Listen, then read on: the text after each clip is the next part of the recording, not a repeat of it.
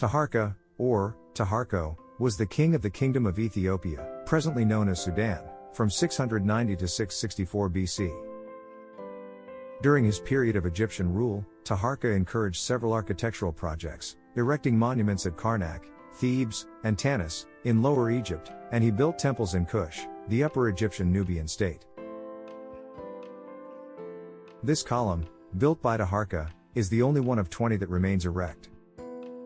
The Museum of Fine Arts in Boston had on display over 1,000 figurines that were unearthed depicting the great King Tirhakah and his warriors.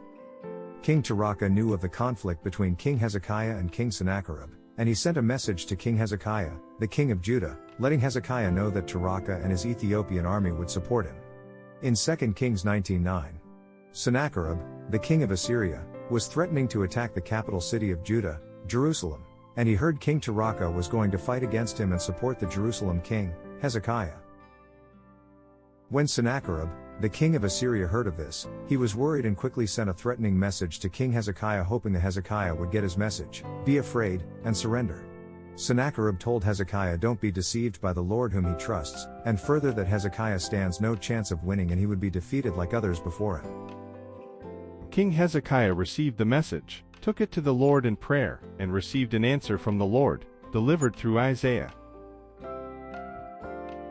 Picking up where Sennacherib hears of Tirhakah offering to help King Hezekiah, the passage reads, "And when he heard say of Tirhakah king of Ethiopia, behold, he is come out to fight against thee, he sent messengers again unto Hezekiah, saying, Thus shall ye speak to Hezekiah king of Judah, saying, Let not thy God in whom thou trustest deceive thee, saying, Jerusalem shall not be delivered into the hand of the king of Assyria. Behold, thou hast heard what the kings of Assyria have done to all lands, by destroying them utterly, and shalt thou be delivered? Have the gods of the nations delivered them which my fathers have destroyed, as Gozan, and Haran, and Rezeph, and the children of Eden which were in Thelazar? Where is the king of Hamath, and the king of Arpad, and the king of the city of Sepharvaim, of Hena, and Iva?" And Hezekiah received the letter of the hand of the messengers, and read it, and Hezekiah went up into the house of the Lord, and spread it before the Lord. And Hezekiah prayed before the Lord, and said, O Lord God of Israel, which dwellest between the cherubims, thou art the God, even thou alone, of all the kingdoms of the earth, thou hast made heaven and earth.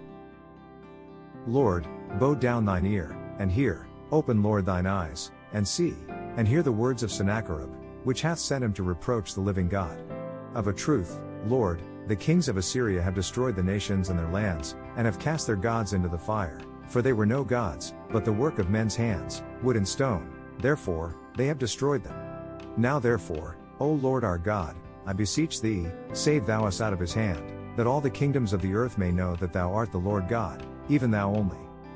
Then Isaiah the son of Amoz sent to Hezekiah, saying, Thus saith the Lord God of Israel, that which thou hast prayed to me against Sennacherib king of Assyria, I have heard. King Tirhakah's name is mentioned only twice in the Bible, in 2 Kings and in the book of Isaiah, both stating the same thing, that Tirhakah was showing his support for Hezekiah, but even this small reference displays the legitimacy and accuracy of the Bible, as the recent archaeological discoveries of Tirhakah is further evidence that shows the Bible is true and historically accurate.